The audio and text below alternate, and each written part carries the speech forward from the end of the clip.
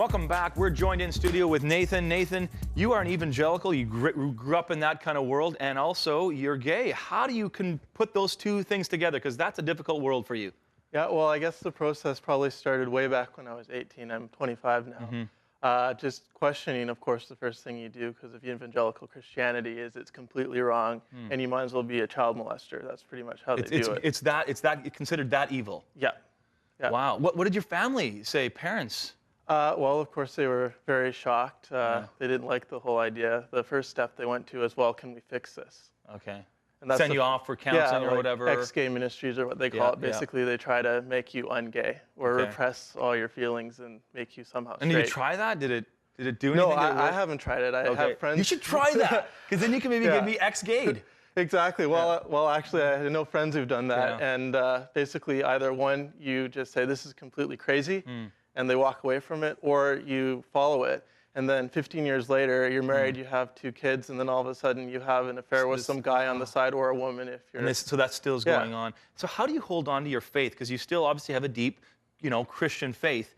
I mean, is that still alive within you? Oh, yeah, for sure. I mean, the key of the Christian faith, and I think is what separates it from a lot of other faiths, is that God loves us unconditionally. And there's nothing that we can or cannot do that can separate us from God's love if we believe in him. And that's the core premise, I think, of Christianity. And yet, I'm sure you've experienced not love by people in the church. Oh, yeah. What was that like? Give me some examples of what that might have been like for you. Yeah, well, for instance, I was involved with music ministry and also children's ministry at various churches. The church where I came out at, first the pastor was like, well, you know what, if you just keep it between you and me and you don't act on it, that's another thing they like saying, act on it, then it's fine. But the moment you act on it, or if someone finds out, then it's goodbye to you. So if anyone finds out, then he has to, bring the heat on, and you might be out. Yeah. So, is that what happened? Did you get removed from ministries? Yes. So when it was discovered publicly that I was gay, it was no more music ministry, and maybe you can be an usher. We'll take your money, but have a seat over there in the pew. Wow. So you could obviously still be a part of the church. You could attend, you could give but you just couldn't lead anything. No. You couldn't be involved in any leadership. No, because you have a super sin.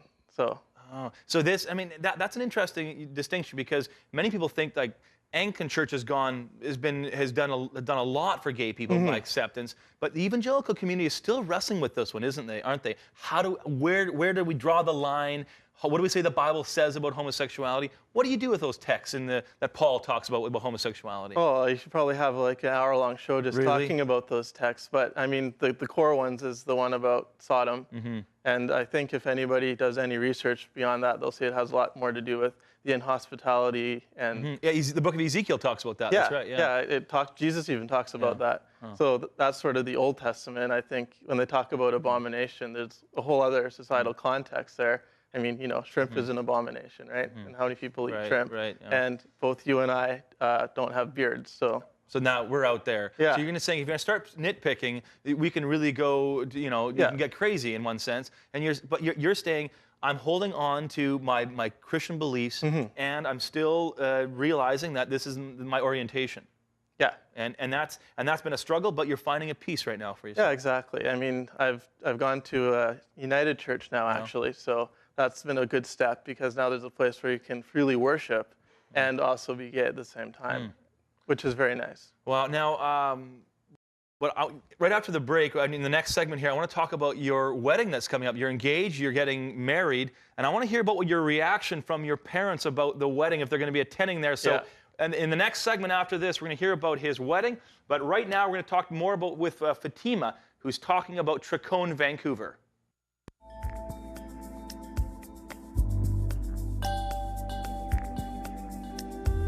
There's cultural pressure, obviously the family, but there seems to also be this other layer of a religious pressure, that that this is a sin, this activity is a sin. Is the Quran explicit in its kind of ban on homosexuality? My understanding is it is a little more with men than it is with women. Much more explicit about that. I don't know the specific chapters. I have heard so many different interpretations where, on the one hand, they say it's very clearly forbidden. One of the big issues is that, sex is also for procreation, and I think that's in the Bible too. And so that kind of gets into the picture, and it's like, if you can't have children, you're doing something wrong.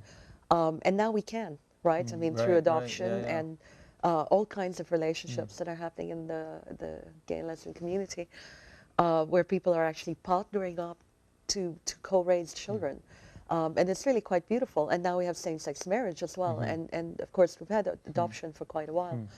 And the whole turkey-based baby, sperm banks and so on. Right. So the question of Turkey-baster babies, amazing. the question of procreation has become, in my mind, it's less relevant. But it has driven a lot of the religious kind of reaction to gays and lesbians, and especially within the South Asian communities. How are you going to carry on the family? Right, and when those elements are so important, keeping the family going, keeping the name going, these seems to be heightened pressure to that. Absolutely, but I do see a difference in the last 3 years, and I am having better reactions when I go to Main Street, for example, and go shopping, where people are saying, okay, I'm beginning to get this, and that it is happening, and it is our cousins and uncles and aunts and daughters and brothers and so on. And I'm also seeing a lot of mainstream South Asians speaking up. In fact, the Canadian Muslim Congress based in Toronto spoke up on the issue of same-sex marriage and endorsed it. So, which is kind of a radical departure from kind of what most people think about strict Muslims. Right, absolutely. And so there's this debate in religion anyway, especially in Canada, where the Canadian Charter recognizes religion as the freedom of religion as a kind of individual right, in the sense that we get to define what religion is. There is no one. The state does not uphold one idea of how you're going to, it doesn't impose or allow anyone to impose one idea of how that religion works out. And to me, that's what Islam is. Thank you so much for chatting with us today, Fatima. It was really, really interesting. Great, thank you. You bet. We talk more with Nathan about his upcoming gay wedding. Do you agree with the phrase, love the sinner, hate the sin? Well, you might change your mind right after this break.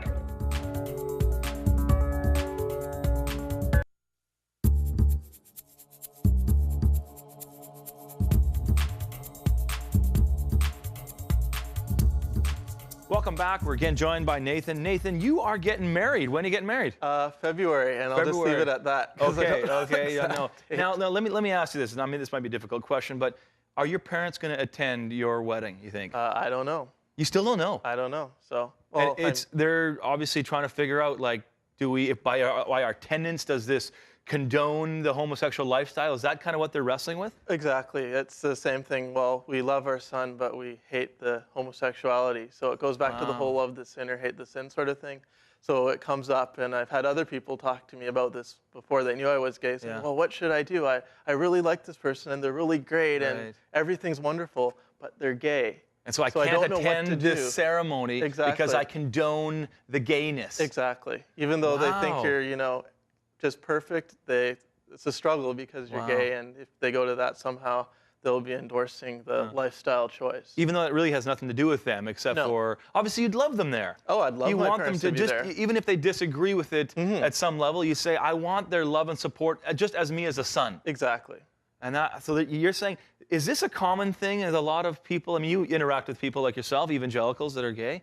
Yeah, well, I mean, I'm the first one I know that's getting married in the evangelical circles. Other people are, whatever, agnostic or whatever, so they just go with it, and usually the parents are probably supportive.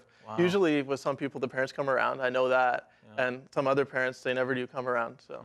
Well, we have about 30 seconds left, Nathan. If there is someone watching and they're maybe evangelical or maybe some other religion, and they're dealing with this kind of issue, what would you say to them from your own story? What would you say you leave with them with? I would say search the internet, look at gay Christianity, how it works. There's lots of good sites out there. Just use Google, and you can see both sides of the story. So. And it can get research, figure that all out. And yet, what I love is that you're still holding on to your faith. So many people I know have kind of chucked it. I'm so glad you're holding on to your faith and dealing with this issue. Thanks so much for joining us, Nathan. It's been great talking with you. It's fantastic. Cool.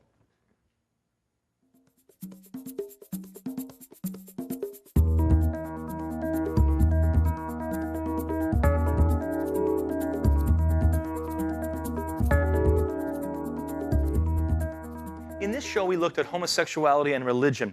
I chose the word religion because it's a man-made system that tries to make sense of personal faith. And homosexuals don't seem to have a problem with faith. They have a problem with religion because it often hurts and marginalizes people.